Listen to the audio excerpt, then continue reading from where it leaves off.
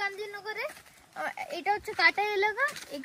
এখানটায় গান্ধীনগর জেঠি বলতেছে কি এই জেঠি দিয়ে আমাদের এরিয়ালতে দেখা যাচ্ছে, আর ওপরে রসুইল্যান্ড দেখা যাচ্ছে।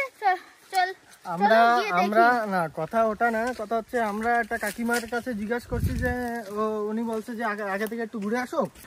তা আগে ওই জায়গাটা নাকি ডুঙিঘাটা আছে, তারপরে ওখান থেকে বলে আবার সেই আমাদের যে এরিয়াল বে জেঠি দেখা যায়, তারপরে রস আইল্যান্ড ওটা বলে দেখা যায়। তো এখন গিয়ে দেখতে হবে, দেখার পরেই বুঝবো। আমার তো মনে হচ্ছে না দেখা যাবে করে, কারণ কি এটা একটা কাটা। হ্যাঁ ওই যে দেখা, ওই যে সামনে দেখা যাচ্ছে জল।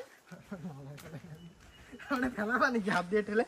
না না, এইখানটা সব কাঁকড়া গাড্ডা, এখানটা হাত দিলে কাঁকড়া পাওয়া যাবে। রাত্রে বেলা দৌড়তে হবে বর্ষার সময়। এই যে নিয়েছিলাম না, ওই জায়গা তো নারকেল বাগিচায় যাইতাম, কাঁকড়া ধরে নিয়ে আসতাম, জানতাম আর খাইতাম। হ্যাঁ কোকোনাট ক্র্যাব বড় হয় না? কোকোনাট ক্র্যাব বড় হয় না, ওটারে রান্নার পরে কোকোনাট ক্র্যাব বলে। ওটাকে কোকোনাট থেকে রান্ধে না, কোকোনাটের দুধ থেকে, আর ওটাকে বলে কোকোনাট ক্র্যাব। না এমনি কোকোনাট গাছের ভিতরে সেটাকে বলে কোকোনাট ক্র্যাব। জলে যাওয়া যাবে না, হাঁটুর সমান কাদা ঢুকে যাবে কিন্তু। কই জেঠি এদিকে দেখো না, কোথায়? আমরা জেঠি তো দেখতে পাচ্ছি না।